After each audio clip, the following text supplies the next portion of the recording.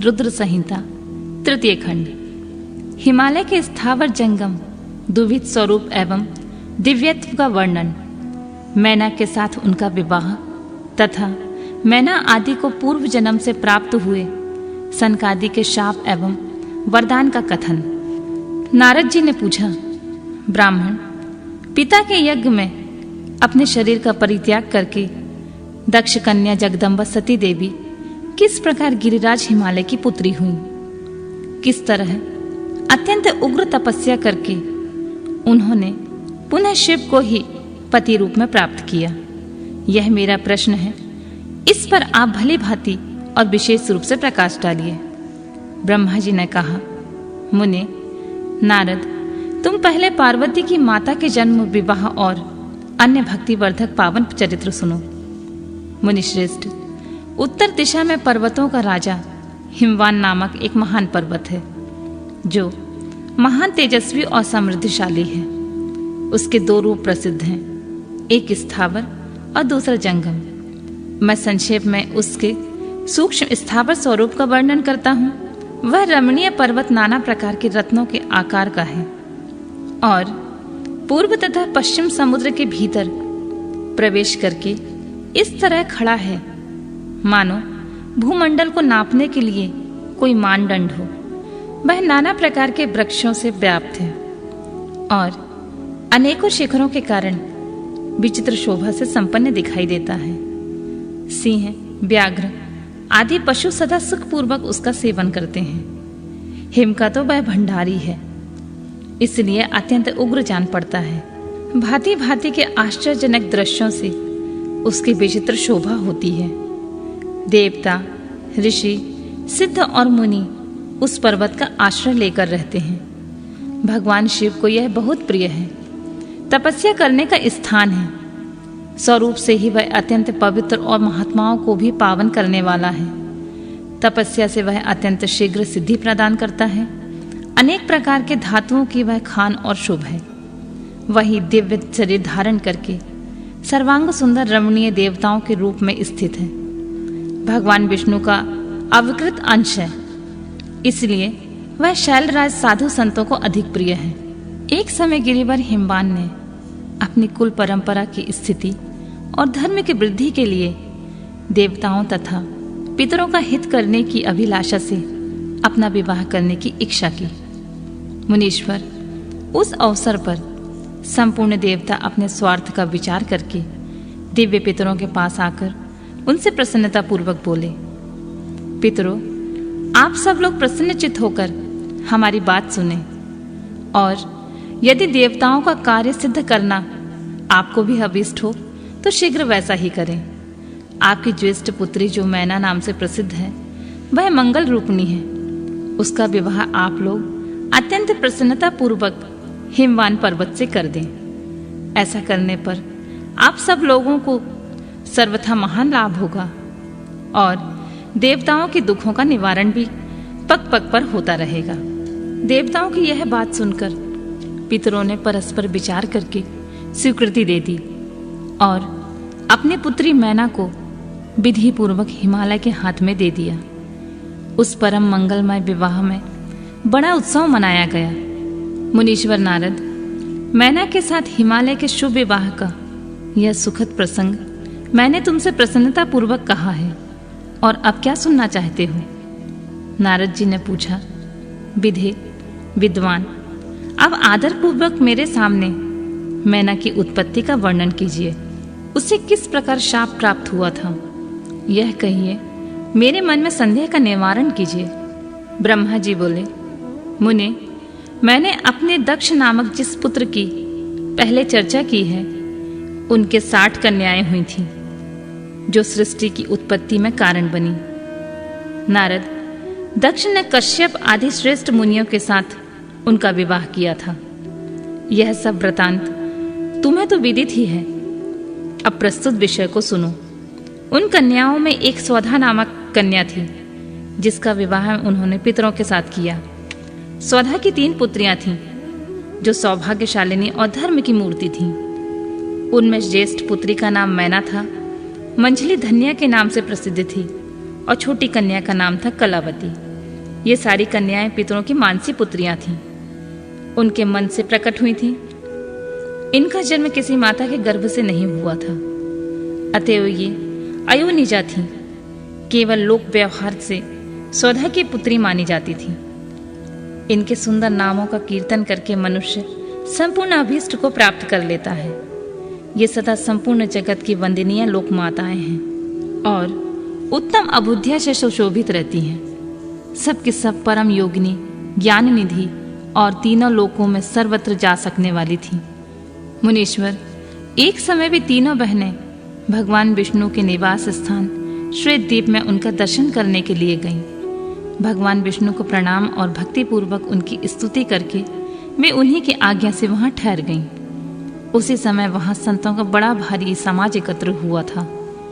मुनि, उसी अवसर पर मेरे पुत्र सनकादि सिद्धगण भी वहां गए और श्री हरि की स्तुति वंदना करके उन्हीं की आज्ञा से वहां ठहर गए। सनकादि मुनि देवताओं के आदि पुरुष और संपूर्ण लोकों में वंदित हैं। वे वहां जाकर खड़े हुए। उस समय श्वेतद्वीप के सब लोग उन्हें देखकर प्रणाम करते हुए उठ खड़े हो गए, परंतु ये तीनों बहनें उन्हें देखकर भी वहां नहीं उठी। इससे सनत कुमार को उन्हें स्वर्ग से दूर होकर नर स्त्री बनने का शाप दिया। फिर उनसे प्रार्थना करने पर वे प्रसन्न हो गए और बोले, पितरों की तीनों कन्याओं, तुम प्रसन्नचित्त होकर मेरी एक बात सुनो। यह तुम्हारे शोक का नाश करने वाली और सदा तुम्हें सुख देने वाली है। तुम में से जो ज्येष्ठ है, मैं भगवान विष्णु की अंशभूत हिमालय गिरी की पत्नी हूँ। उनसे जो कन्या होगी वह पार्वती के नाम से विख्यात होगी। पितरों की दूसरी प्रिय कन्या योगिनी धन्या राजा जनक की पत्नी होगी।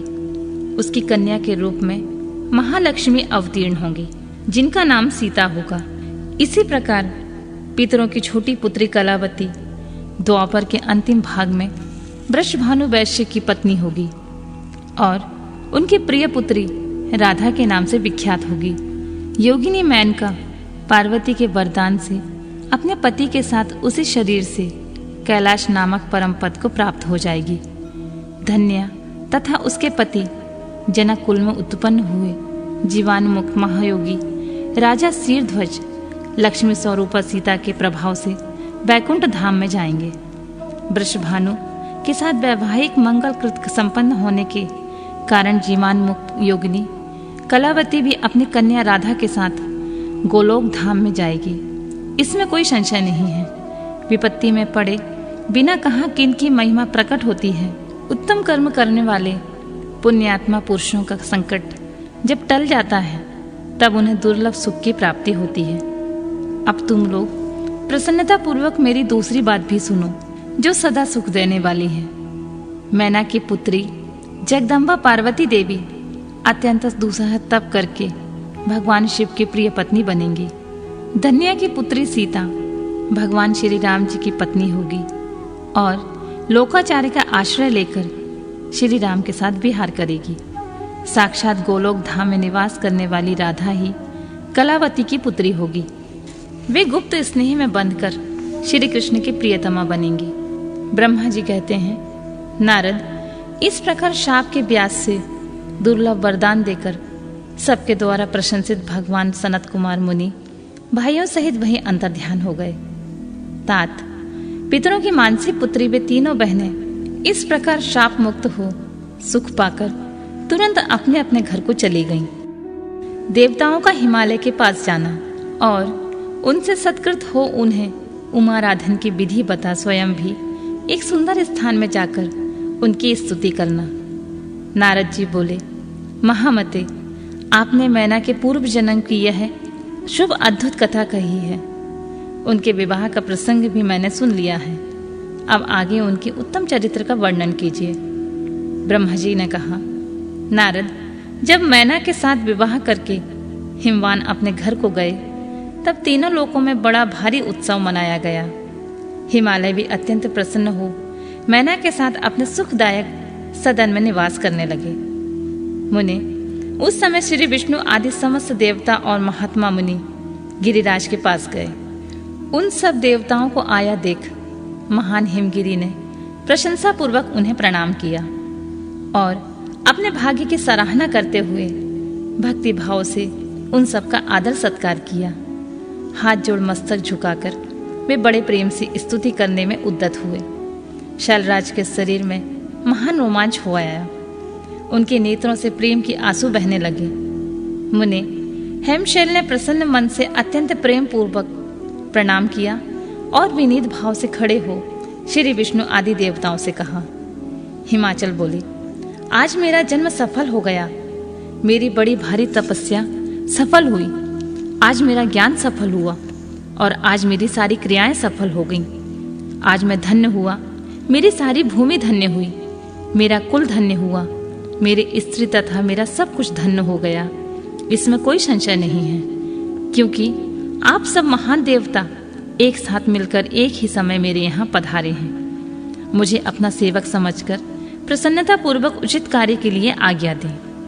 हिमगिरी का यह वचन सुनकर वे सब देवता बड़े प्रसन्न हुए और अपने कार्य की सिद्धि मनाते हुए बोले। देवताओं ने कहा, महाप्राज्ञ हिमाचल, हमारा हितकारक वचन सुनो। हम सब लोग जिस काम के लिए यहाँ आए हैं उसे प्रसन्नता पूर्वक बता रहे हैं। गिरिराज, पहले जो जगदम्बा उमा दक्ष कन्या सती के रूप में प्रकट हुई थी और रुद्र पत्नी होकर सुदीर्घ काल तक इस भूतल पर क्रीड़ा करती रहीं, वे ही अंबिका सती अपने पिता से अनादर पाकर अपनी प्रतिज्ञा का स्मरण करके यज्ञ में शरीर त्याग अपने परम धाम को पधार गईं। हिमगिरे, वह कथा लोक में विख्यात है और तुम्हें भी विदित है। यदि वे सती पुनः तुम्हारे घर में प्रकट हो जाएं, तो देवताओं को महान लाभ हो सकता है। ब्रह्मा जी कहते हैं, श्री विष्णु आदि देवताओं की यह बात सुनकर गिरिराज हिमालय मन ही मन प्रसन्न हो आदर से झुक गए और बोले, प्रभु, ऐसा तो बड़े सौभाग्य की बात है। तदनंतर वे देवता उन्हें बड़े आदर से उमा को प्रसन्न करने की विधि बताकर स्वयं सदाशिव पत्नी उमा की शरण में गए। एक सुंदर स्थान में स्थित हो समस्त देवताओं ने जगदम्बा का स्मरण किया और बारंबार प्रणाम करके वे वहां श्रद्धापूर्वक उनकी स्तुति करने लगे। देवता बोले, शिवलोक में निवास करने वाली देवी उमे, जगदम्बे, सदा शिव प्रिय, दुर्गे, महेश्वरी, हम आपको नमस्कार करते हैं। आप पावन शांत स्वरूप श्री शक्ति हैं, परम पावन पुष्टि हैं, अव्यक्त प्रकृति और महात्मा, ये आपके ही रूप हैं। हम भक्ति पूर्वक आपको नमस्कार करते हैं। आप कल्याणमयी शिवा हैं, आपके हाथ भी कल्याणकारी हैं। आप शुद्ध, स्थूल, सूक्ष्म और सबका परम आश्रय हैं। अंतर विद्या और सुविद्या से अत्यंत प्रसन्न चित्त रहने वाली आप देवी को हम प्रणाम करते हैं। आप श्रद्धा हैं, आप धृति हैं, आप श्री हैं और आप ही सब में व्याप्त रहने वाली देवी हैं। आप ही सूर्य की किरणें हैं और आप ही अपने प्रपंच को प्रकाशित करने वाली हैं।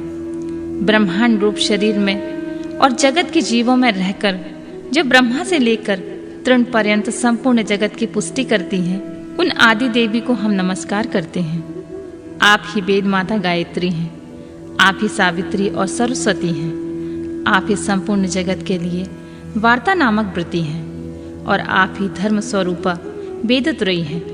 आप ही संपूर्ण भूतों में निद्रा बनकर रहती हैं, उनकी शुद्धा और तृप्ति भी आप ही हैं। आप ही तृष्णा, कांति, छवि, तुष्टि और सदा संपूर्ण आनंद को देने वाली हैं। आप ही पुण्यकर्ताओं के यहाँ लक्ष्मी बनकर रहती हैं और आप ही पापियों के घर सदा ज्येष्ठा के रूप में वास करती हैं। आप ही संपूर्ण जगत की शांति हैं। आप ही धारण करने वाली धात्री और प्राणों का पोषण करने वाली शक्ति हैं। आप ही पांचों भूतों के सार तत्व को प्रकट करने वाली तत्व स्वरूपा हैं। आप ही नीतिज्ञों की नीति तथा व्यवसाय रूपणी हैं। आप ही सामवेद की गति हैं। आप ही ग्रंथि हैं। आप ही यजुर मंत्रों की आहुति हैं। ऋग्वेद की मात्रा तथा अथर्ववेद की परम गति भी आप ही हैं। जो प्राणियों की नाक, कान, नेत्र, मुख, भुजा, भक्ष स्थल और हृदय में धृति रूप में स्थित हो, आप सदा के लिए उनके सुख का विस्तार करती हैं। जो निद्रा के रूप में संसार के लोगों को अत्यंत सुभग प्रतीत होती हैं, वे देवी उमा जगत की स्थिति एवं पालन के लिए हम सब पर प्रसन्न हो। इस प्रकार जगत जननी सती साध्वी महेश्वरी उमा की स्तुति करके अपने हृदय में विशुद्ध प्रेम लिए वे सभी देवता उनके दर्शन की इच्छा से वहां खड़े हो गए। अगला अध्याय, उमा देवी का दिव्य रूप से देवताओं को दर्शन देना, देवताओं का उनसे अपना अभिप्राय निवेदन करना और देवी का अवतार लेने की बात स्वीकार करके देवताओं को आश्वासन देना। ब्रह्मा जी कहते हैं, नारद, देवताओं की इस प्रकार स्तुति करने पर दुर्गम पीड़ा का नाश करने वाली जगजननी देवी दुर्गा उनके सामने प्रकट हुई। वे परम अद्भुत दिव्य रत्नमय रथ पर बैठी हुई थी। उन श्रेष्ठ रथ में घुंघरू लगे हुए थे और मुलायम बिस्तर बिछे थे। उनके श्री विग्रह का एक एक अंग करोड़ों सूर्यों से भी अधिक प्रकाशमान और रमणीय था। ऐसे अवयवों से वे अत्यंत उद्दासित हो रही थीं। सब ओर फैली हुई अपनी तेजो राशि के मध्य भाग में वे विराजमान थीं। उनका रूप बहुत ही सुंदर था और उनकी छवि की कहीं तुलना नहीं थी। सदा शिव के साथ विलास करने वाली उन महामाया की किसी के साथ समानता नहीं थी। शिवलोक में निवास करने वाली वे देवी त्रिविध चिन्मय गुणों से युक्त थी। प्राकृत गुणों का अभाव होने से उन्हें निर्गुणा कहा जाता है। वे नित्य रूपा हैं। वे दुष्टों पर प्रचंड कोप करने के कारण चंडी कहलाती हैं, परंतु स्वरूप से शिवा कल्याणमयी हैं। सबके संपूर्ण पीड़ाओं का नाश करने वाली तथा संपूर्ण जगत की माता हैं। वे ही प्रलय काल में महानिद्रा होकर सबको अपने अंग में सुला लेती हैं तथा वे समस्त स्वजनों का संसार सागर से उद्धार कर देती हैं। शिवा देवी की तेजो राशि के प्रभाव से देवता उन्हें अच्छी तरह ना देख सकें, तब उनके दर्शन की अभिलाषा से देवताओं ने फिर उनका स्तवन किया। तदनंतर दर्शन की इच्छा रखने वाले विष्णु आदि सब देवता उन जगदम्बा की कृपा पाकर वहां उनका सुस्पष्ट दर्शन कर सकें। इसके बाद देवता बोले, अंबिके, महादेवी, हम सदा आपके दास हैं। आप प्रसन्नता पूर्वक हमारा निवेदन सुने। पहले आप दक्ष के पुत्री रूप में अवतीर्ण हो लोक में रुद्रदेव की बल्लभा हुई थी। उस समय आपने ब्रह्मा जी के तथा दूसरे देवताओं के महान दुख का निवारण किया था। तदनंतर पिता से अनादर पाकर अपनी की हुई प्रतिज्ञा के अनुसार आपने शरीर को त्याग दिया और 100 धाम में पधाराई। इससे भगवान हर को बड़ा दुख हुआ। महेश्वरी, आपके चले आने से देवताओं का कार्य पूरा नहीं हुआ, अतः हम देवता और मुनि व्याकुल होकर आपकी शरण में आए हैं। महेशानी, शिवे, आप देवताओं का मनोरथ पूर्ण करें, जिससे सनत कुमार का वचन सफल हो। देवी, आप भूतल पर अवतीर्ण होकर पुनः रुद्रदेव की पत्नी होइए और यथा योग्य ऐसी लीला कीजिए जिससे देवताओं को सुख प्राप्त हो। देवी, इससे कैलाश पर्वत पर निवास करने वाले रुद्रदेव भी सुखी होंगे। आप ऐसी कृपा करें जिससे सब सुखी हों और सबका सारा दुख नष्ट हो जावे। ब्रह्मा जी कहते हैं, नारद, ऐसे कहकर विष्णु आदि सब देवता प्रेम में मग्न हो गए और भक्ति से विनम्र होकर चुपचाप खड़े रहे। देवताओं की यह स्तुति सुनकर शिवा देवी को भी बड़ी प्रसन्नता हुई। उसके हेतु का विचार करके अपने प्रभु शिव का स्मरण करती हुई भक्त वत्सला दयामयी उमा देवी उस समय विष्णु आदि देवताओं को संबोधित करके हंसकर बोली। उमा ने कहा, हे हरे, हे विधे और हे देवताओं और मुनियों, तुम सब अपने मन से व्यथा को निकाल दो और मेरी बात सुनो। मैं तुम पर प्रसन्न हूँ, इसमें संशय नहीं है। सब लोग अपने अपने स्थान को जाओ और चिरकाल तक सुखी रहो। मैं अवतार ले मैना की पुत्री होकर उन्हें सुख दूंगी और रुद्रदेव की पत्नी हो जाऊंगी। यह मेरा अत्यंत गुप्त मत है। भगवान शिव की लीला अद्भुत है, वह ज्ञानियों को भी मोह में डालने वाली है। देवताओं, उस यज्ञ में जाकर पिता के द्वारा अपने स्वामी का अनादर देख जब से मैंने दक्ष जनित शरीर को त्याग दिया है, तभी से वे मेरे स्वामी कालाग्नि रुद्रदेव तत्काल दिगंबर हो गए। वे मेरी ही चिंता में डूबे रहते हैं। उनके मन में यह विचार उठा करता है कि धर्म को जानने वाली सती मेरा रोष देखकर पिता के यज्ञ में गई और वहां मेरा अनादर देखकर मुझ में प्रेम होने के कारण उसने अपना शरीर त्याग दिया। यही सोचकर वे घर बार छोड़कर अलौकिक वेश धारण करके योगी हो गए। मेरी स्वरूप भूता सती के वियोग को वे महेश्वर सहन न कर सके। देवताओं, भगवान रुद्र की भी यही अत्यंत इच्छा है कि भूतल पर मैना और हिमाचल के घर में मेरा अवतार हो, क्योंकि वे पुनः मेरा पारिग्रहण करने की अधिक अभिलाषा रखते हैं। अतः मैं रुद्रदेव के संतोष के लिए अवतार लूंगी और लौकिक गति का आश्रय लेकर हिमालय पत्नी मैना की पुत्री होंगी। ब्रह्मा जी कहते हैं, नारद, ऐसा कहकर जगदम्बा शिवा उस समय समस्त देवताओं को देखते देखते ही अदृश्य हो गईं और तुरंत अपने लोक में चली गईं। तदनंतर हर्ष से भरे हुए विष्णु आदि समस्त देवता और मुनि उस दिशा को प्रणाम करके अपने अपने धाम को चले गए। अगला अध्याय। मैना को प्रत्यक्ष दर्शन देकर शिवा देवी का उन्हें अभीष्ट वरदान से संतुष्ट करना तथा मैना से मैनाक का जन्म। नारद जी ने पूछा, पिताजी, जब देवी दुर्गा अंतर ध्यान हो गईं और देवगण अपने अपने धाम को चले गए, उसके बाद क्या हुआ? ब्रह्मा जी ने कहा, मेरे पुत्रों में श्रेष्ठ विप्रवर नारद, जब विष्णु आदि देव समुदाय हिमालय और मैना को देवी की आराधना का उपदेश देकर चले गए, तब गिरिराज हिमालय और मैना दोनों दंपति ने भारी तपस्या आरंभ की। वे दिन रात शंभु और शिवा का चिंतन करते हुए भक्ति उच्चित से नित्य उनकी सम्यक रीति से आराधना करने लगे। हिमवान की पत्नी मैना बड़ी प्रसन्नता से शिव सहित शिवा देवी की पूजा करने लगी। वे उन्हीं के संतोष के लिए सदा ब्राह्मणों को दान देती रहती थी। मन में संतान की कामना लेकर मैना चैत्र मास के आरंभ से लेकर 27 वर्षों तक प्रतिदिन तत्परता पूर्वक शिवा देवी की पूजा और आराधना में लगी रहीं। वे अष्टमी को उपवास करके नवमी को लड्डू, बलि सामग्री, पीठी, खीर और गंध पुष्प आदि देवी को भेंट करती थी। गंगा के किनारे औषधि प्रस्थ में उमा की मिट्टी की मूर्ति बनाकर नाना प्रकार की वस्तुएं समर्पित करके उसकी पूजा करती थी।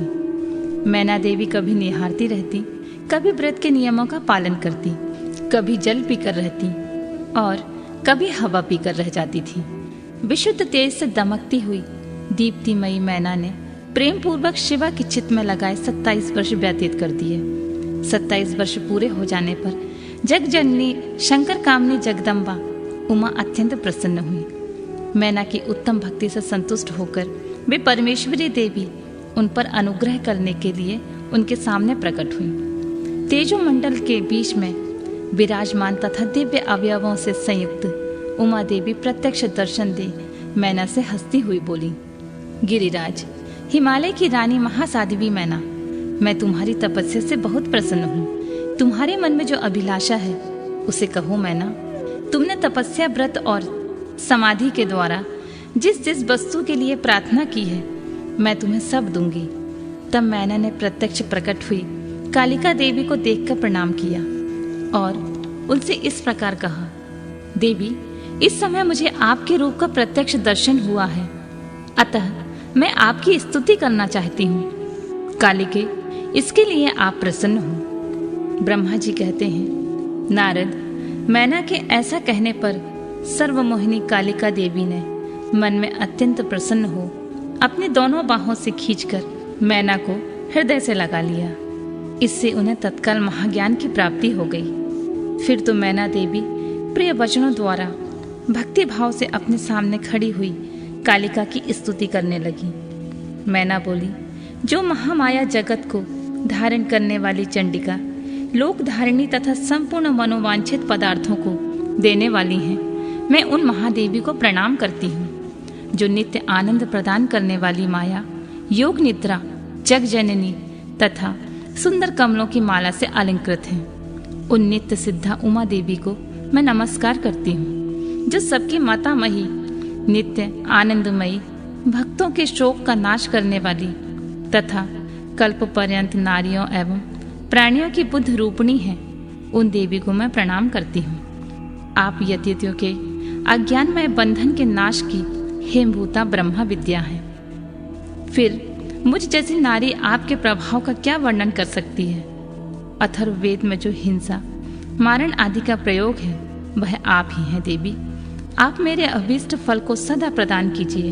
भावहीन आकार रहित तथा आदर्श नित्यानित्य तंत्र मात्राओं से आप ही पंचभूतों के समुदाय को संयुक्त करती हैं। आप ही उनकी शाश्वत शक्ति हैं। आपका स्वरूप नित्य है। आप समय समय पर योगा युक्त एवं समर्थ नारी के रूप में प्रकट होती हैं। आप ही जगत की योनि और आधार शक्ति हैं। आप ही प्राकृत तत्वों से परे नित्य प्रकृति कही गई हैं, जिसके द्वारा ब्रह्मा के स्वरूप को वश में किया जाता है। वह नित्य अविद्या आप ही हैं। माते, आज मुझ पर प्रसन्न होइए। आप ही अग्नि के भीतर व्याप्त उग्रदही की शक्ति हैं। आप ही सूर्य किरणों में स्थित प्रकाशिका शक्ति हैं। चंद्रमा में जो आहादी की शक्ति है वह भी आप ही हैं। ऐसी आप चंडी देवी का मैं स्तवन और वंदन करती हूँ। आप स्त्रियों को बहुत प्रिय हैं। ऊर्ध्ववरिता ब्रह्मचारियों की ध्येय भूता नित्य ब्रह्म शक्ति आप ही हैं। संपूर्ण जगत की बादशाह तथा श्री हरि की माया भी आप ही हैं, जो देवी इच्छा अनुसार रूप धारण करके सृष्टि पालन और संहारमयी हो उन कार्यों का संपादन करती हैं तथा ब्रह्मा विष्णु एवं रुद्र के शरीर की भी हेमभूता हैं, वे ही आप हैं। देवी, आज आप मुझ पर प्रसन्न हो। आपको पुनः मेरा नमस्कार है। ब्रह्मा जी कहते हैं, नारद, मैना की इस प्रकार की स्तुति करने पर दुर्गा कालिका ने पुनः उन मैना देवी से कहा, तुम अपना मनोवांछित वर मांग लो। हिमाचल प्रिय, तुम मुझे प्राणों से भी प्यारी हो। तुम्हारी जो भी इच्छा है वह मांगो, मैं उसे निश्चय ही दे दूंगी। तुम्हारे लिए मुझे सब कुछ भी अदेय नहीं है। महेश्वरी उमा का यह अमृत के समान मधुर वचन सुनकर हिमगिरी कामनी मैना बहुत संतुष्ट हुई और इस प्रकार बोली, शिवे, आपकी जय हो, जय हो, उत्कृष्ट ज्ञान वाली महेश्वरी जगदम्बिके। यदि मैं वर पाने की योग्य हूँ तो फिर आपसे श्रेष्ठ वर मांगती हूँ। जगदम्बे, पहले तो मुझे 100 पुत्र हूँ, उन सबकी आयु बड़ी हो। वे वर पराक्रम से युक्त तथा रिद्धि सिद्धि से संपन्न हो। उन पुत्रों के पश्चात मेरी एक पुत्री हो, जो स्वरूप और गुणों से सुशोभित होने वाली हो। वह दोनों कुलों को आनंद देने वाली तथा तीनों लोकों में पूजित हो। जगदम्बिके, शिवे, आप ही देवताओं का कार्य सिद्ध करने के लिए मेरी पुत्री तथा रुद्रदेव की पत्नी होइए और तदनुसार लीला कीजिए। ब्रह्मा जी कहते हैं, नारद, मेनका की बात सुनकर प्रसन्न हृदया देवी उमा देवी ने उनके मनोरथ को पूर्ण करने के लिए मुस्कुराकर कहा। देवी बोली, पहले तुम्हें 100 बलवान पुत्र प्राप्त होंगे। उनमें से एक सबसे अधिक बलवान और प्रधान होगा। जो सबसे पहले उत्पन्न होगा, मैं तुम्हारी भक्ति से संतुष्ट हो मैं स्वयं तुम्हारे यहाँ पुत्री के रूप में अवतीर्ण होंगी और समस्त देवताओं से सेवित हो उनका कार्य सिद्ध करूंगी। ऐसा कहकर जगतदात्री परमेश्वरी कालिका शिवा मेनका को देखते देखते वहां से अदृश्य हो गई। तात महेश्वरी से अभीष्ट वर पाकर मेनका को भी अपार हर्ष हुआ। उनका तपस्या जनित सारा क्लेश नष्ट हो गया। फिर कालक्रम में मैना के गर्भ रहा और प्रतिदिन बढ़ने लगा। समयानुसार उसमें एक उत्तम पुत्र को उत्पन्न किया, जिसका नाम मैनाक था। उसने समुद्र के साथ उत्तम मैत्री बांधी। वह अद्भुत पर्वत नागवधुओं के उपभोग का स्थल बना हुआ है। उसके समस्त अंग श्रेष्ठ हैं। हिमालय के 100 पुत्रों में वह सबसे श्रेष्ठ और महान बल पराक्रम से संपन्न है। अपने से या अपने बाद प्रकट हुए समस्त पर्वतों में एकमात्र मैनाक ही पर्वतराज के पद पर प्रतिष्ठित है। देवी उमा का हिमवान के हृदय तथा मैना के गर्भ में आना, गर्भस्थ देवी का देवताओं के द्वारा स्तवन, उनका दिव्य रूप में प्रादुर्भाव, माता मैना से बातचीत तथा नवजात कन्या के रूप में परिवर्तित होना। ब्रह्मा जी कहते हैं, नारद, तदनंतर मैना और हिमालय आदरपूर्वक देव कार्य की सिद्धि के लिए कन्या प्राप्ति के हेतु वहां जगजननी भगवती उमा का चिंतन करने लगे, जो प्रसन्न होने पर संपूर्ण अभीष्ट वस्तुओं को देने वाली हैं। वे महेश्वरी उमा अपने पूर्ण अंश से गिरिराज हिमवान के चित्त में प्रविष्ट हुई। इससे उनके शरीर में अपूर्व एवं सुंदर प्रभाव उतर आई। वे आनंद मग्न हो अत्यंत प्रकाशित होने लगे। उस अद्भुत तेजो राशि से संपन्न महामना हिमालय अग्नि के समान अदृश्य हो गए। तत्पश्चात सुंदर कल्याणकारी समय में गिरिराज हिमालय ने अपनी प्रिया मैना के उदर में शिवा के उस परिपूर्ण अंश का आधान किया।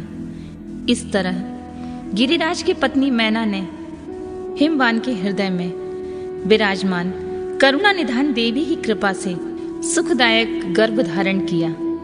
संपूर्ण जगत की निवास भूता देवी के गर्भ में आने से गिरि प्रिया मैना सदा तेजोमंडल के बीच में स्थित हो अधिक शोभा पाने लगी। अपनी प्रिया शुभांगी मैना को देखकर गिरिराज हिमवान बड़ी प्रसन्नता का अनुभव करने लगी। गर्भ में जगदम्बा के आ जाने से वे महान तेज से संपन्न हो गई थीं। मुनि उस अवसर में विष्णु आदि देवता और मुनियों ने वहां आकर गर्भ में निवास करने वाली शिवा देवी की स्तुति की और तदनंतर महेश्वर की नाना प्रकार से स्तुति करके प्रसन्नचित्त हुए वे सभी देवता अपने अपने धाम को चले गए। जब 9वां महीना बीत गया और 10वां महीना पूरा हो चला, तब जगदम्बिका कालिका ने समय पूर्ण होने पर गर्भस्थ शिशु की जो गति होती है उसी को धारण किया, अर्थात जन्म ले लिया। उस अवसर पर आद्या शक्ति सती साध्वी शिवा पहले मैना के सामने अपने ही रूप में प्रकट हुई। बसंत ऋतु में चैत मास की 9वीं तिथि को मृगशिरा नक्षत्र में आधी रात के समय चंद्रमंडल में आकाश गंगा की भांति मेनका के उदर से शिवा देवी का अपने ही स्वरूप में प्रादुर्भाव हुआ। उस समय संपूर्ण संसार में प्रसन्नता छा गई। अनुकूल हवा चलने लगी जो सुंदर, सुगंधित एवं गंभीर थी। उस समय जल की वर्षा के साथ फूलों की वृष्टि हुई। विष्णु आदि सब देवता वहां आए। सबने सुखी होकर प्रसन्नता के साथ जगदम्बा के दर्शन किए और शिवलोक में निवास करने वाली दिव्य रूपा महामाया शिव कामनी मंगलमयी कालिका माता का स्तवन किया। नारद जब देवता लोग स्तुति करके चले गए, तब मेनका उस समय प्रकट हुई। नील कमल दल के समान कांति वाली श्याम वर्णा देवी को देखकर अतिशय आनंद का अनुभव करने लगी। देवी के उस दिव्य रूप का दर्शन करके गिरि प्रिया मैना को ज्ञान प्राप्त हो गया। वे उन्हें परमेश्वरी समझकर अत्यंत हर्ष से उल्लासित हो उठी और संतोष पूर्वक बोली, जगदम्बे, महेश्वरी, आपने बड़ी कृपा की है जो मेरे सामने प्रकट हुई हैं। अंबिके, आपकी बड़ी शोभा हो रही है। शिवे, आप संपूर्ण शक्तियों में आद्या शक्ति तथा तीनों लोकों में जननी हैं। देवी, आप भगवान शिव को सदा ही प्रिय हैं तथा संपूर्ण देवताओं से प्रशंसित पराशक्ति हैं। महेश्वरी, आप कृपा करें और इसी रूप में मेरे ध्यान में स्थित हो जाएं। साथ ही मेरी पुत्री के अनुरूप प्रत्यक्ष दर्शनीय रूप धारण करें। ब्रह्मा जी कहते हैं, नारद पर्वत पत्नी मैना की यह बात सुनकर अत्यंत प्रसन्न हुई। शिवा देवी ने उस गिरि प्रिया को इस प्रकार उत्तर दिया। बोली, मैना, तुमने पहले तत्परता पूर्वक मेरी बड़ी सेवा की थी। उस समय तुम्हारी भक्ति से मैं प्रसन्न हो मैं वर देने के लिए तुम्हारे निकट आई। वर मांगो। मेरी इस वाणी को सुनकर तुमने जो वर मांगा है वह इस प्रकार है। महादेवी, आप मेरी पुत्री हो जाएं और देवताओं के हित साधन करें। तब मैंने तथास्तु कहकर तुम्हें सादर यह वर दे दिया और मैं अपने धाम को चली गई। गिरि कामिनी, उस वर के अनुसार समय पाकर आज मैं तुम्हारी पुत्री हुई हूँ। आज मैंने जो दिव्य रूप का दर्शन कराया है, इसका उद्देश्य इतना ही है कि तुम्हें मेरे स्वरूप का स्मरण हो जाए। अन्यथा मनुष्य रूप में प्रकट होने पर मेरे विषय में तुम अनजान ही बनी रहती। अब तुम दोनों दंपति पुत्री भाव से अथवा दिव्य भाव से मेरा निरंतर चिंतन करते हुए मुझ में स्नेह रखो। इससे मेरी उत्तम गति प्राप्त होगी। मैं पृथ्वी पर अद्भुत लीला करके देवताओं का कार्य सिद्ध करूंगी, भगवान शंभु की पत्नी होंगी और सज्जनों का संकट से उद्धार करूंगी। ऐसा कहकर जगत माता शिवा चुप हो गईं और उसी क्षण माता को देखते देखते प्रसन्नता पूर्वक नवजात पुत्री के रूप में परिवर्तित हो गईं।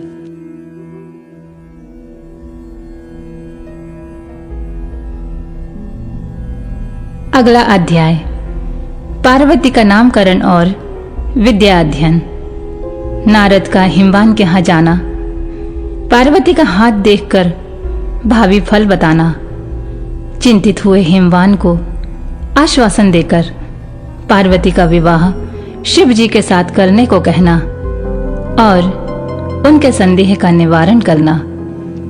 ब्रह्मा जी कहते हैं, नारद, मैना के सामने महातेजस्विनी कन्या होकर लौकिक गति का आश्रय ले वह रोने लगी।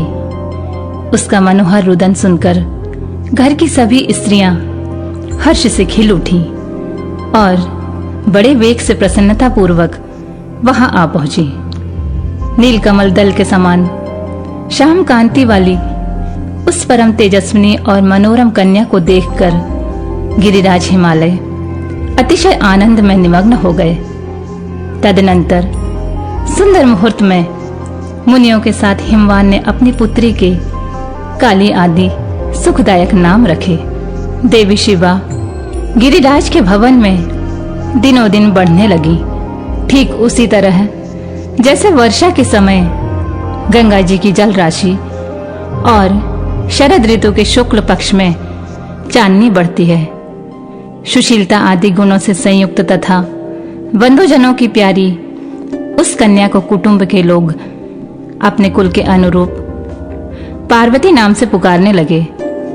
माता ने कालिका को उमा, अरे तपस्या मत कर कहकर तप करने से रोका था मुने, इसलिए वह सुंदर मुख वाली गिरिराज नंदिनी आगे चलकर लोक में उमा नाम से विख्यात हो गई। नारद, तदनंतर जब विद्या के उपदेश का समय आया तब शिवा देवी अपने चित्त को एकाग्र करके बड़ी प्रसन्नता के साथ श्रेष्ठ गुरु से विद्या पढ़ने लगी।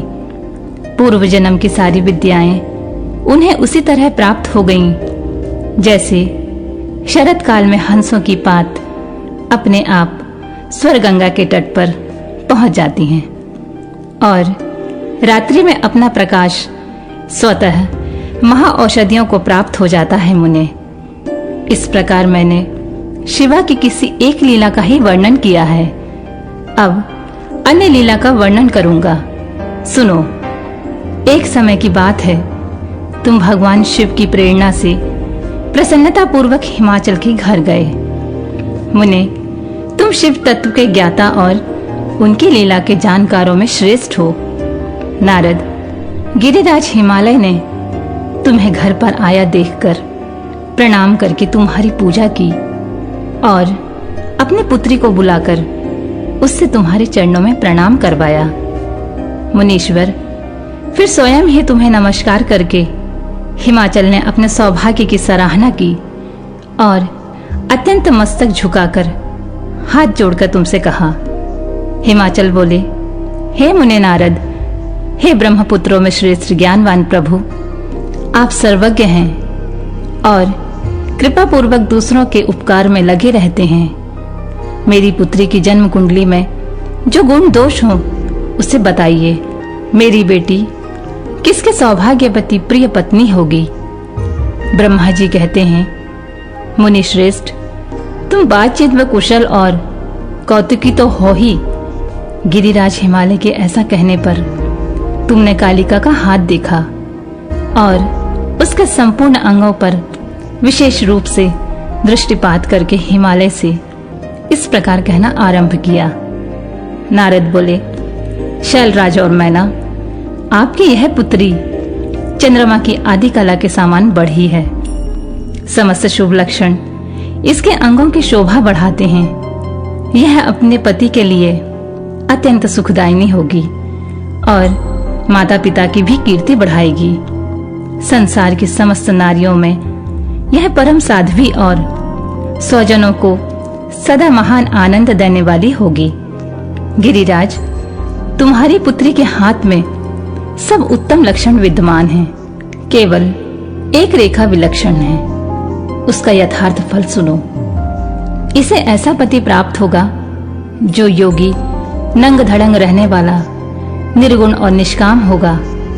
उसकी ना माँ होगी, ना बाप, उसे मान सम्मान का कोई भी ख्याल नहीं रहेगा और वह सदा अमंगल वेश धारण करेगा।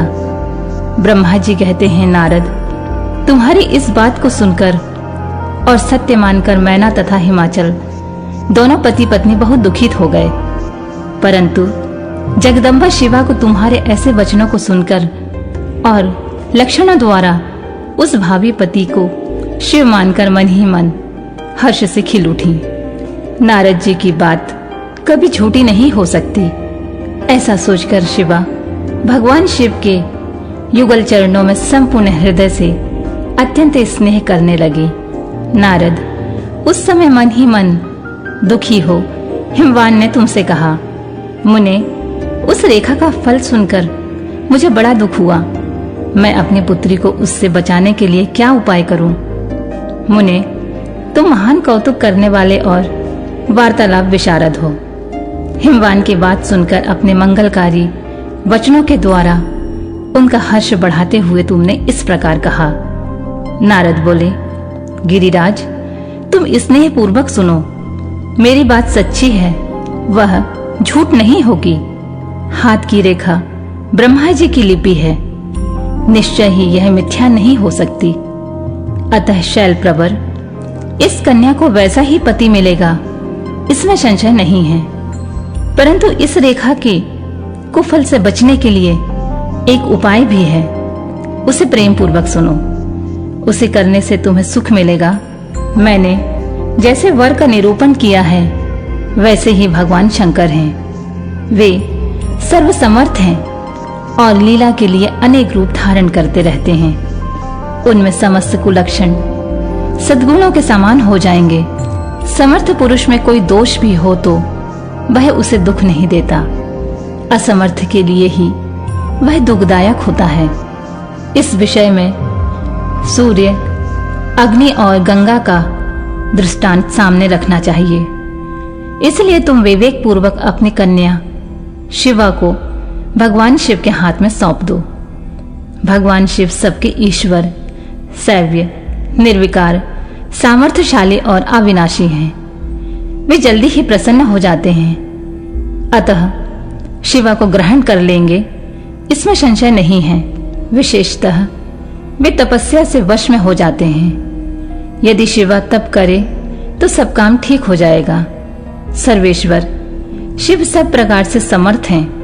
वे इंद्र के वज्र का भी विनाश कर सकते हैं। ब्रह्मा जी उनके अधीन हैं तथा वे सबको सुख देने वाले हैं। पार्वती भगवान शंकर की प्यारी पत्नी होगी। वह सदा रुद्रदेव के अनुकूल रहेगी, क्योंकि यह महासाध्वी और उत्तम व्रत का पालन करने वाली है तथा माता पिता के सुख को बढ़ाने वाली है। यह तपस्या करके भगवान शिव के मन को अपने वश में कर लेंगी और वे भगवान भी इसके सिवा किसी दूसरी स्त्री से विवाह नहीं करेंगे। इन दोनों का प्रेम एक दूसरे के अनुरूप है। वैसा उच्च कोटि का प्रेम ना तो किसी का हुआ है, ना इस समय है और ना आगे होगा। गिरिश्रेष्ठ, इन्हें देवताओं के कार्य करने हैं। उनके जो जो काम नष्ट प्राय हो गए हैं उन सब का इनके द्वारा पुनः उज्जीवन या उद्धार होगा। अधिराज, आपकी कन्या को पाकर ही भगवान हर अर्धनारीश्वर होंगे। इन दोनों का पुनः हर्षपूर्वक मिलन होगा। आपकी यह पुत्री अपनी तपस्या के प्रभाव से सर्वेश्वर महेश्वर को संतुष्ट करके उनके शरीर के आधे भाग को अपने अधिकार में कर लेगी, उनका अर्धांग बन जाएगी। गिरिश्रेष्ठ, तुम्हें अपनी यह कन्या भगवान शंकर के सिवा किसी दूसरे को नहीं देनी चाहिए। यह देवताओं का गुप्त रहस्य है, इसे कभी प्रकाशित नहीं करना चाहिए। हिमालय ने कहा, ज्ञानी मुने नारद, मैं आपको एक बात बता रहा हूं, उसे प्रेम पूर्वक सुनिए और आनंद का अनुभव कीजिए। सुना जाता है महादेव जी सब प्रकार की आसक्तियों का त्याग करके अपने मन को संयम में रखते हुए नित्य तपस्या करते हैं। देवताओं की भी दृष्टि में नहीं आते। देवर्षि, ध्यान मार्ग में स्थित हुए वे भगवान शंभु पर ब्रह्मा में लगाए हुए अपने मन को कैसे हटाएंगे? ध्यान छोड़कर विवाह करने में कैसे उद्यत होंगे? इस विषय में मुझे महान संदेह है।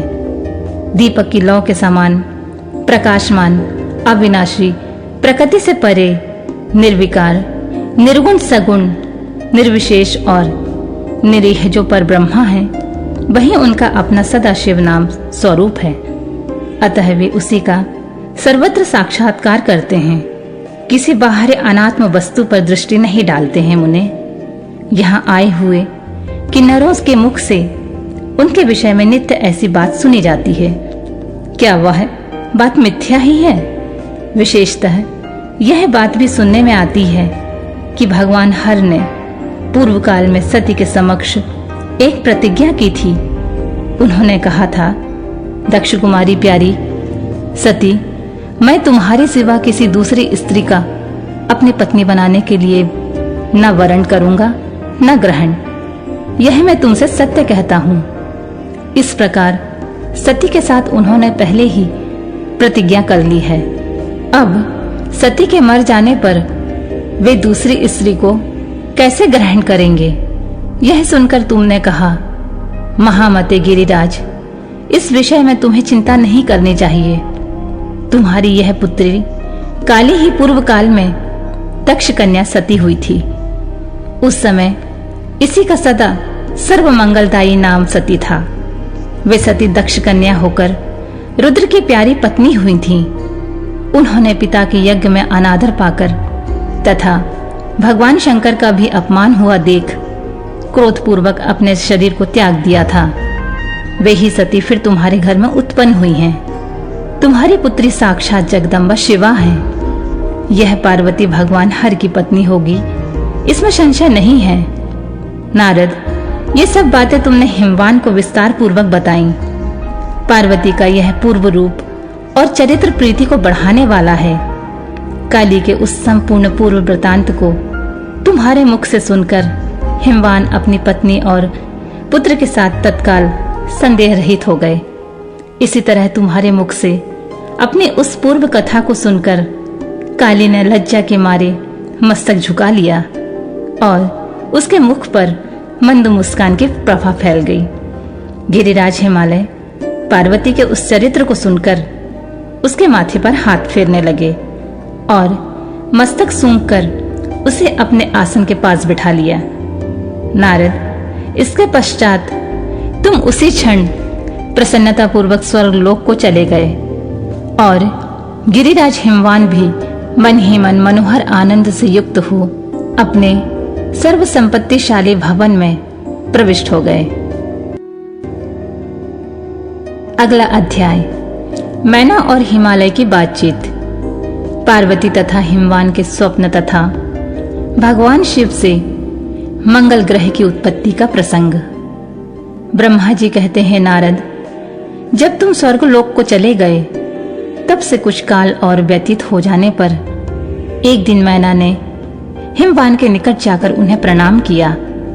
फिर खड़े हो वे गिरिकामिनी मैना अपने पति से विनय पूर्वक बोली। मैना ने कहा, प्राणनाथ, उस दिन नारद मुनि ने जो बात कही थी उसको स्त्री स्वभाव के कारण मैंने अच्छी तरह नहीं समझा। मेरी तो यह प्रार्थना है कि आप कन्या का विवाह किसी सुंदर वर के साथ कर दीजिए। वह विवाह सर्वथा अपूर्व सुख देने वाला होगा। गिरजा का वर शुभ लक्षण से संपन्न और कुलीन होना चाहिए। मेरी बेटी मुझे प्राणों से भी अधिक प्रिय है। वह उत्तम वर पाकर जिस प्रकार भी प्रसन्न हो, सुखी हो सके, वैसा कीजिए। आपको मेरा नमस्कार है। ऐसा कहकर मैना अपने पति के चरणों पर गिर पड़ी। उस समय उनके मुख पर आंसुओं की धारा बह रही थी। प्राग शिरोमणि हिमवान ने उन्हें उठाया और यथावत समझाना आरंभ किया। हिमालय बोले, देवी मैनके, मैं यथार्थ और तत्व की बात सुनाता हूँ, सुनो। भ्रम छोड़ो, मुनि की बात कभी झूठी नहीं हो सकती। यदि बेटी पर तुम्हें स्नेह है तो उसे सादर शिक्षा दो। वह भक्ति पूर्वक सुस्थिर चित्त से भगवान शंकर के लिए तप करे। मैनके, यदि भगवान शिव प्रसन्न होकर काली का पारिग्रहण कर लेते हैं तो सब शुभ ही होगा। नारद जी का बताया हुआ अमंगल या अशुभ नष्ट हो जाएगा। शिव के समीप सारे अमंगल सदा मंगल रूप हो जाते हैं। इसलिए तुम पुत्री को शिव की प्राप्ति के लिए तपस्या करने की शीघ्र शिक्षा दो। ब्रह्मा जी कहते हैं, नारद, हिमवान की यह बात सुनकर मैना को बड़ी प्रसन्नता हुई। वे तपस्या में रुचि उत्पन्न करने के लिए पुत्री को उपदेश देने में निमित्त उसके पास गईं।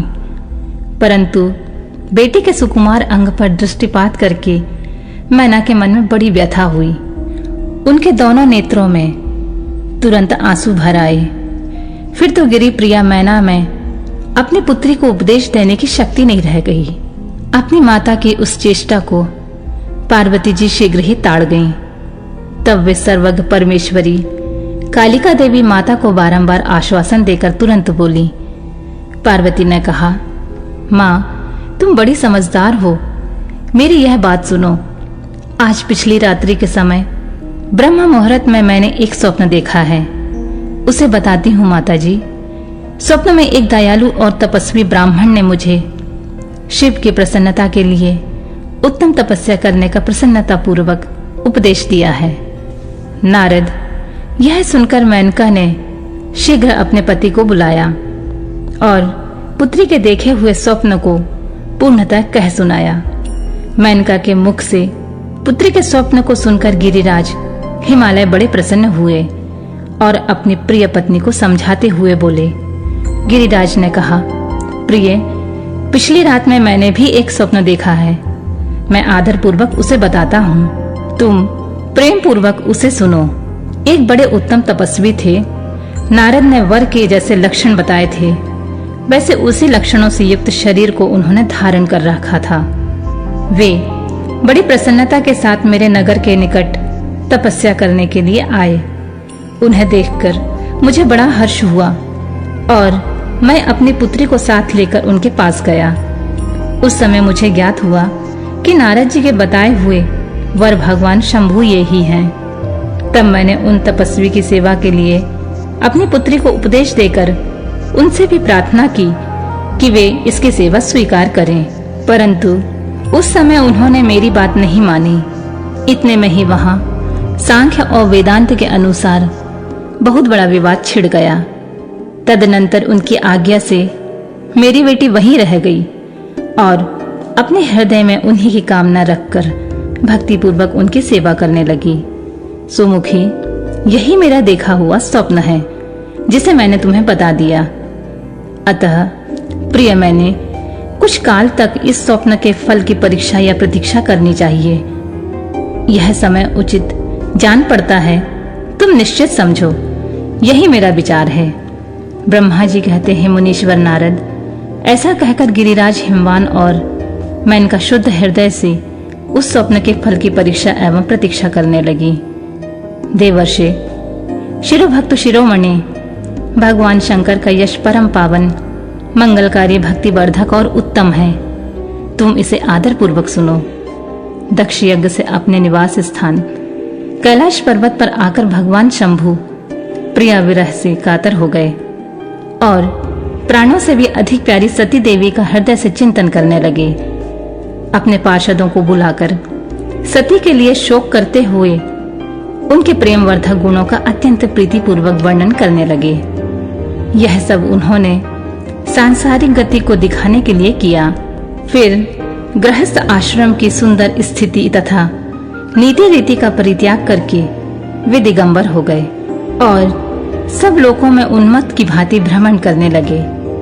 लीला कुशल होने के कारण विरह की अवस्था का प्रदर्शन करने लगे। सती के विरह से दुखित हो कहीं भी उनका दर्शन ना पाकर भक्त कल्याणकारी भगवान शंकर पुनः कैलाश गिरी पर लौट आए और मन को यत्न पूर्वक एकाग्र करके उन्होंने समाधि लगा ली, जो समस्त दुखों का नाश करने वाली है। समाधि में वे अविनाशी स्वरूप का दर्शन करने लगे। इस तरह तीनों गुणों से रहित हो वे भगवान शिव चिरकाल तक सुस्थिर भाव से समाधि लगाए बैठे रहे।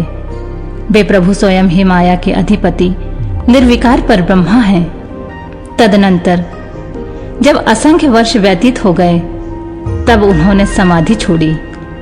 उसके बाद तुरंत ही जो चरित्र हुआ मैं तुम्हें बताता हूँ। भगवान शिव के ललाट से उस समय श्रम जनित पसीने की एक बूंद पृथ्वी पर गिरी और तत्काल एक शिशु के रूप में परिणित हो गई। मुने, उस बालक की 4 भुजाएं थीं, शरीर की कांति लाल थी और आकार मनोहर था।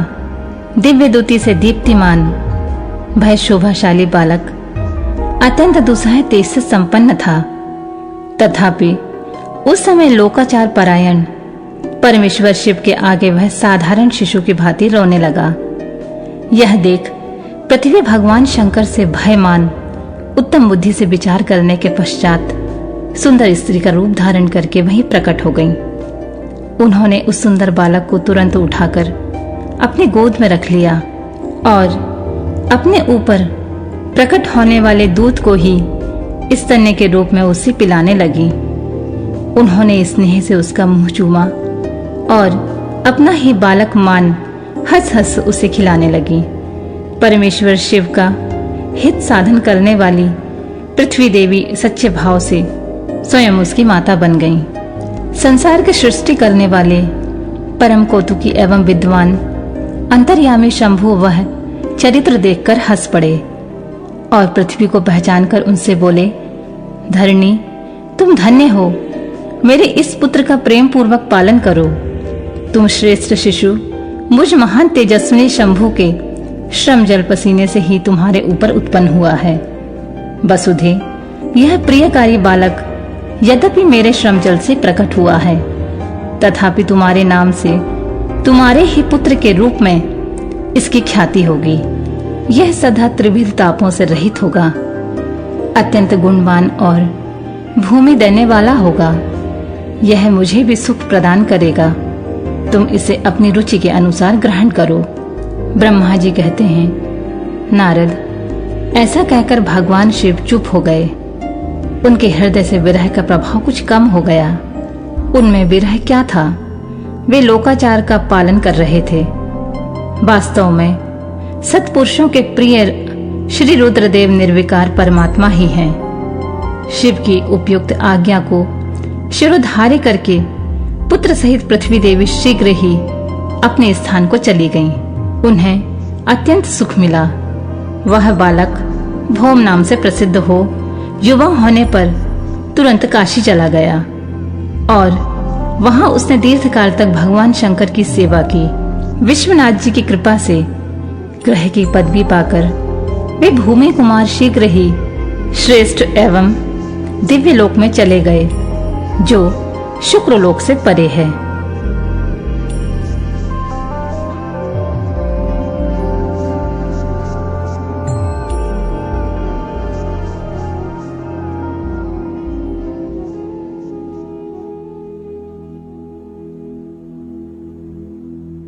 भगवान शिव का गंगावतरण तीर्थ में तपस्या के लिए आना, हिमवान द्वारा उनका स्वागत, पूजा और स्तवन तथा भगवान शिव की आज्ञा के अनुसार उनका उस स्थान पर दूसरों को ना जाने देने की व्यवस्था करना। ब्रह्मा जी कहते हैं, नारद, हिमवान की पुत्री लोक पूजित शक्ति स्वरूपा पार्वती हिमालय के घर में रहकर बढ़ने लगी। जब उनकी अवस्था 8 वर्ष की हो गई तब सती की विरह से कातर हुए शंभु को उनके जन्म का समाचार मिला। नारद उस अद्भुत बालिका पार्वती को हृदय में रखकर वे मन ही मन बड़े आनंद का अनुभव करने लगे। इसी बीच में लौकिक गति का आश्रय ले शंभु ने अपने मन को एकाग्र करने के लिए तप करने का विचार किया। नंदी आदि कुछ शांत पार्षदों को साथ ले वे हिमालय के उत्तम शिखर पर गंगा अवतार नामक तीर्थ में चले आए, जहां पूर्व काल में ब्रह्मा धाम से युद्ध होकर समस्त पाप राशि का विनाश करने के लिए चली हुई परम पावनी गंगा पहले पहल भूतल पर अवतीर्ण हुई थी। जितेंद्रिय हर ने वहीं रहकर तपस्या आरंभ की। वे आलस्य रहित हो चेतन ज्ञान स्वरूप नित्य ज्योतिर्मय, निरामय, जगन्मय, चिदानंद स्वरूप द्वैतहीन तथा आश्रय रहित अपने आत्मभूत परमात्मा का एकाग्र भाव से चिंतन करने लगे। भगवान हर के ध्यान परायण होने पर नंदी भृंगी आदि कुछ अन्य पार्षद गण भी ध्यान में तत्पर हो गए। इसी समय कुछ प्रथम गण परमात्मा शंभु की सेवा करते रहे। वे सब के सब मौन रहते और एक भी शब्द नहीं बोलते थे। कुछ द्वारपाल भी हो गए थे। इसी समय गिरिराज हिमवान उस औषधि बहुर शिखर पर भगवान शंकर का शुभ आगमन सुनकर उनके प्रति आदर की भावना से वहां आए। आकर सेवकों सहित गिरिराज ने भगवान रुद्र को प्रणाम किया और उनकी पूजा की और अत्यंत प्रसन्न हो हाथ जोड़कर उनका सुंदर स्तवन किया। फिर हिमालय ने कहा, प्रभु, मेरे सौभाग्य का उदय हुआ है जो आप मेरे यहाँ पधारे हैं। आपने मुझे सनात कर दिया है। क्यों ना हो, महात्माओं ने भी यह ठीक वर्णन किया है कि आप दीन वत्सल हैं। आज मेरा जन्म सफल हो गया, आज मेरा जीवन सफल हो गया और आज मेरा सब कुछ सफल हो गया, क्योंकि आपने यहाँ पदार्पण करने का कष्ट उठाया है। महेश्वर, आप मुझे अपना दास समझकर शांत भाव से मुझे सेवा के लिए आज्ञा दीजिए। मैं बड़ी प्रसन्नता से अत्यंत चित होकर आपकी सेवा करूंगा। ब्रह्मा जी कहते हैं, नारद, गिरिराज का यह वचन सुनकर महेश्वर ने किंचित आंखें खोली और सेवकों सहित हिमवान को देखा। सेवकों सहित गिरिराज को उपस्थित देख ध्यान योग में स्थित हुए जगदीश्वर वृषभध्वज ने मुस्कुराते हुए कहा, शैलराज, मैं तुम्हारे शिखर पर एकांत में तपस्या करने के लिए आया हूँ। तुम ऐसा प्रबंध करो जिससे कोई भी मेरे निकट ना आ सके। तुम महात्मा हो, तपस्या के धाम हो तथा मुनियों, देवताओं, राक्षसों और अन्य महात्माओं को भी सदा आश्रय देने वाले हो। द्विज आदि का तुम्हारे ऊपर सदा ही निवास रहता है। तुम गंगा से अभिषिक्त हो सदा के लिए पवित्र हो गए हो। दूसरों का उपकार करने वाले तथा संपूर्ण पर्वतों के सामर्थ्यशाली राजा हो। गिरिराज, मैं यहाँ गंगा अवतरण स्थल में तुम्हारे आश्रित होकर आत्म संयम पूर्वक बड़ी प्रसन्नता के साथ तपस्या करूंगा। शैलराज, गिरिश्रेष्ठ, जिन साधनों से यहाँ मेरी तपस्या बिना किसी विघ्न बाधा के चालू रह सके, उसे इस समय प्रयत्न पूर्वक करो। पर्वत प्रवर, मेरी यही सबसे बड़ी सेवा है। तुम अपने घर को जाओ और मैंने जो कुछ कहा है उसका उत्तम प्रीति से प्रयत्न पूर्वक प्रबंध करो।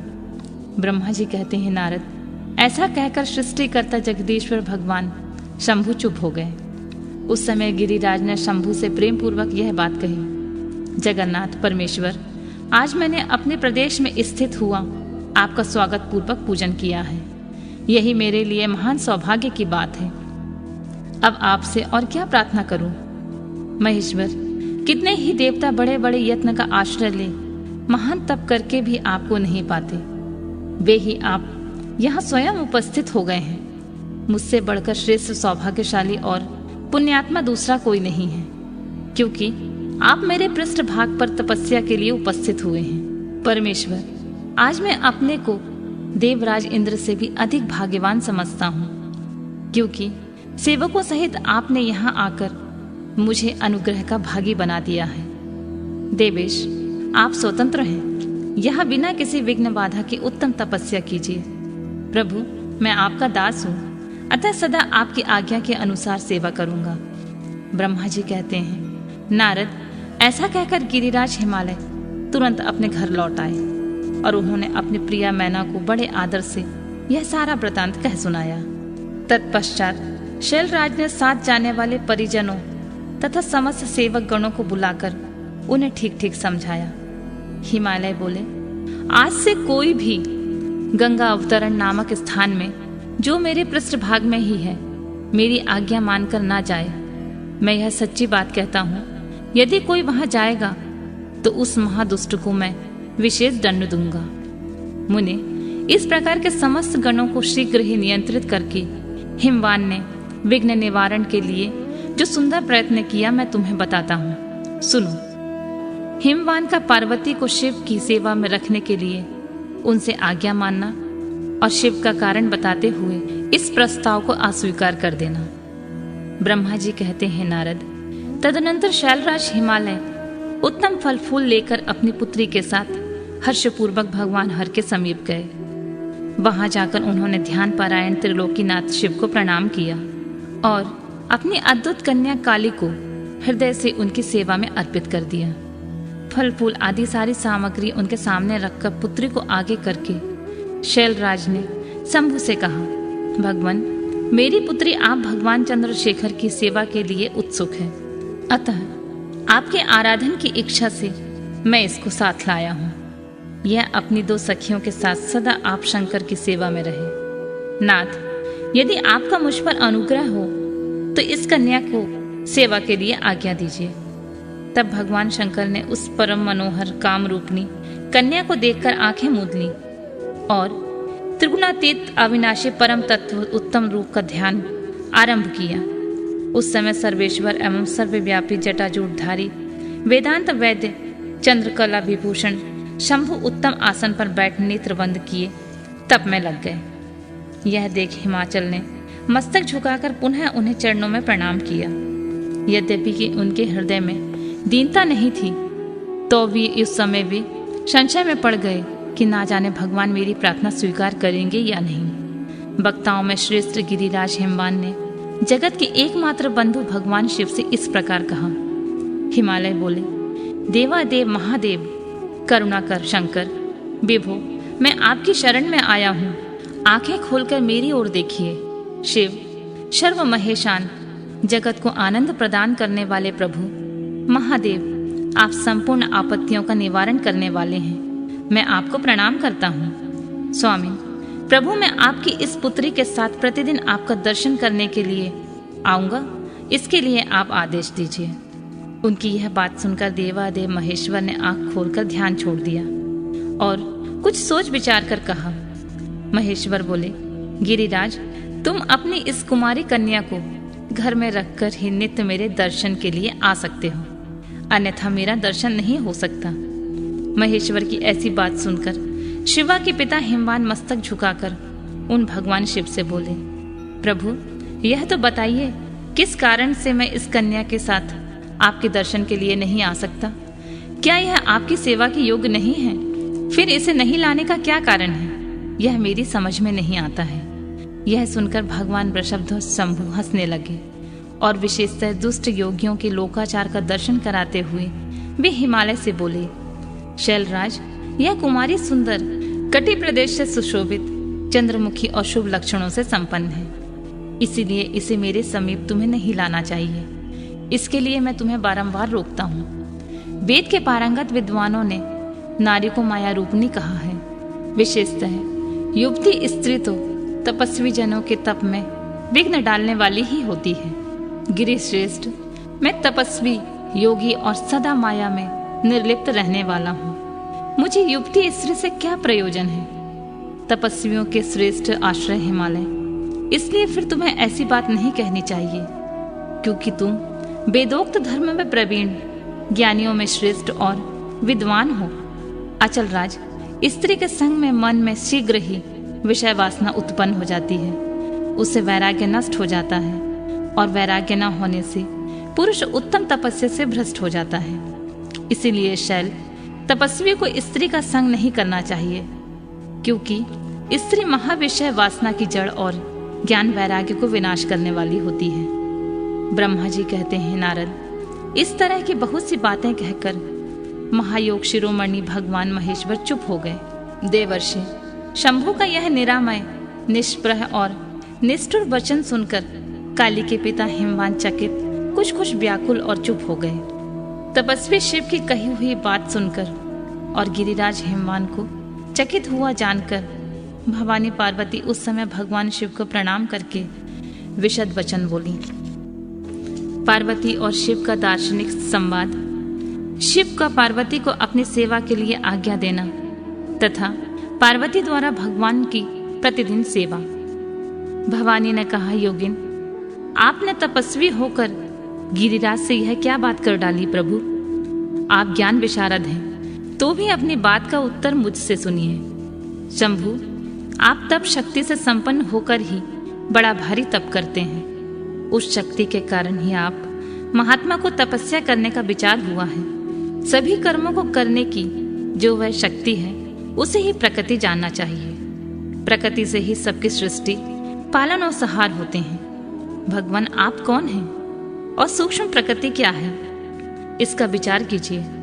प्रकृति के बिना लिंग रूपी महेश्वर कैसे हो सकते हैं। आप सदा प्राणियों के लिए जो अर्चनीय, वंदनीय और चिंतनीय हैं, वे प्रकृति के ही कारण हैं। इस बात को हृदय से विचार करके ही आपको जो कहना हो सब कहिए।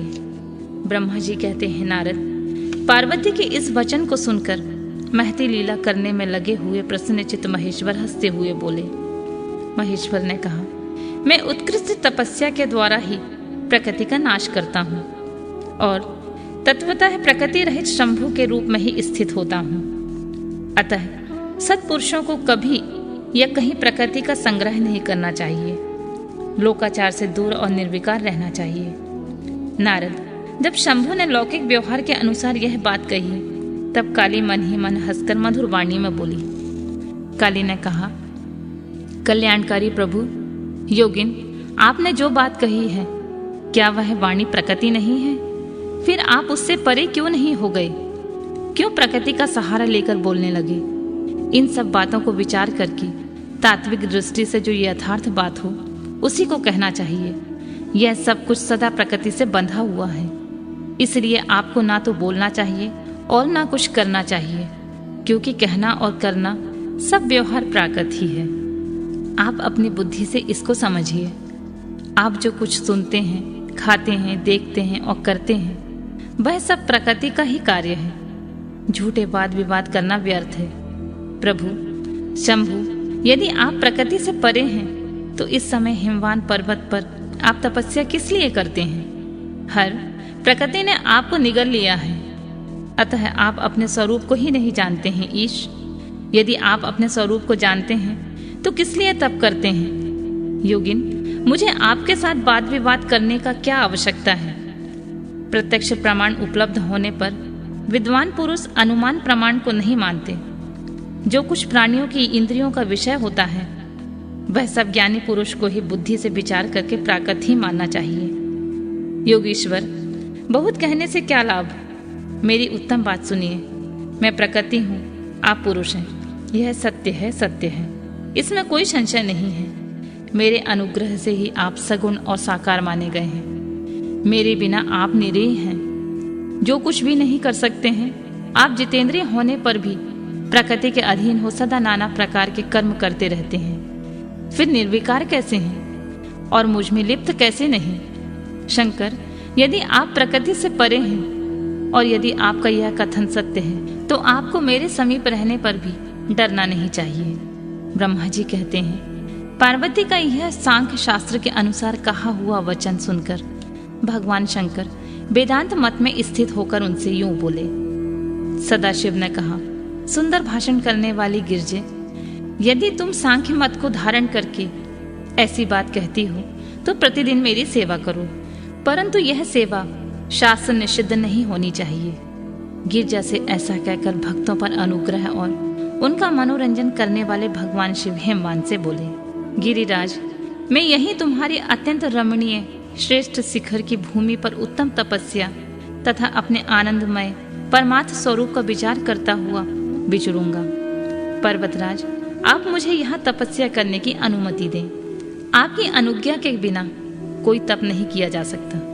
देवादिदेव शूलधारी भगवान शिव का यह कथन सुनकर हिमवान ने उन्हें प्रणाम करके कहा, महादेव, देवता, असुर और मनुष्यों सहित संपूर्ण जगत तो आपका ही है। मैं तुच्छ होकर आपसे क्या कहूँ? ब्रह्मा जी ने कहा, नारद, गिरिराज हिमवान के ऐसा कहने पर लोक कल्याणकारी भगवान शंकर हंस पड़े और आदर पूर्वक उनसे बोले, अब तुम जाओ। शंकर की आज्ञा पाकर हिमवान अपने घर लौट आए और वे गिरजा के साथ प्रतिदिन उनके दर्शन के लिए आते थे। काली अपने पिता के बिना भी दोनों सखियों के साथ नित्य शंकर जी के पास जाती और भक्ति पूर्वक उनकी सेवा में लगी रहती। नंदीश्वर आदि कोई भी गण उन्हें रोकता नहीं था। तात महेश्वर के आदेश से ऐसा होता था। प्रत्येक गण पवित्रता पूर्वक रहकर उनकी आज्ञा का पालन करता था। जो विचार करने से परस्पर अभिन्न सिद्ध होते हैं। उन्हें शिवा और शिव ने सांख्य और वेदांत मत में स्थित हो जो कल्याणदायक संवाद किया, वह सर्वदा सुख देने वाला है। वह संवाद मैंने यहाँ कह सुनाया। इंद्रियातीत भगवान शंकर ने गिरिराज के कहने से उनका गौरव मानकर उनकी पुत्री को अपने पास रहकर सेवा करने के लिए स्वीकार कर लिया। काली अपनी 2 सखियों के साथ चंद्रशेखर महादेव जी की सेवा के लिए प्रतिदिन आती जाती रहती थी। वे भगवान शंकर के चरण धोकर उस चरणामृत का पान करती थी। आग से तपाकर शुद्ध किए हुए वस्त्र से अथवा गर्म जल से धोए हुए वस्त्रों के द्वारा उनके शरीर का मार्जन करती और मलती पूछती थी। फिर 16 उपचारों से विधिवत हर की पूजा करके बारंबार उनके चरणों में प्रणाम करने के पश्चात प्रतिदिन पिता के घर लौट जाती थी। मुनि श्रेष्ठ, इस प्रकार ध्यान पारायण शंकर की सेवा में लगी हुई शिवा का महान समय व्यतीत हो गया। तो भी वे अपनी इंद्रियों को संयम में रखकर पूर्व व्रत उनकी सेवा करती रहीं। महादेव जी ने जब फिर उन्हें अपनी सेवा में नित्य तत्पर देखा तथा वे दया से द्रवित हो उठे और इस प्रकार विचार करने लगे, यह काली जब तब शराबत करेगी तब इसमें गर्व का बीज नहीं रह जाएगा, तभी मैं इसका पारिग्रहण करूंगा। ऐसा विचार करके महालीला करने वाले महायोगीश्वर भगवान भूतनाथ तत्काल ध्यान में स्थित हो गए। मुने, परमात्मा शिव जब ध्यान में लग गए तब उनके हृदय में दूसरी कोई चिंता नहीं रह गई। काली प्रतिदिन महात्मा शिव के रूप का निरंतर चिंतन करती हुई उत्तम भक्ति भाव से उनकी सेवा में लगी रही। ध्यान पारायण भगवान हर शुद्ध भाव से वहां रहती हुई काली को नित्य देखते थे, फिर भी पूर्व चिंता को भुलाकर उन्हें देखते हुए भी नहीं देखते। इसी बीच इंद्र आदि देवता तथा मुनियों ने ब्रह्मा जी की आज्ञा से कामदेव को वहां आदर पूर्वक भेजा। वे काम की प्रेरणा से काली का रुद्र के साथ संयोग कराना चाहते थे। उनके ऐसा करने में कारण यह था कि महापराक्रमी तारकासुर से वे बहुत पीड़ित थे और शंकर जी से किसी महान बलवान पुत्र की उत्पत्ति चाहते थे। कामदेव ने वहां पहुंचकर अपने सब उपायों का प्रयोग किया, परंतु महादेव जी के मन में तनिक भी क्षोभ नहीं हुआ। उल्टे उन्होंने कामदेव को जलाकर भस्म कर दिया। मुने, तब सती पार्वती ने गर्भ रहित हो उनकी आज्ञा से बहुत बड़ी तपस्या करके शिव को पति रूप में प्राप्त किया। फिर वे पार्वती और परमेश्वर परस्पर अत्यंत प्रेम से और प्रसन्नता पूर्वक रहने लगे। उन दोनों ने परोपकार में तत्पर रहकर देवताओं का भी महान कार्य सिद्ध किया।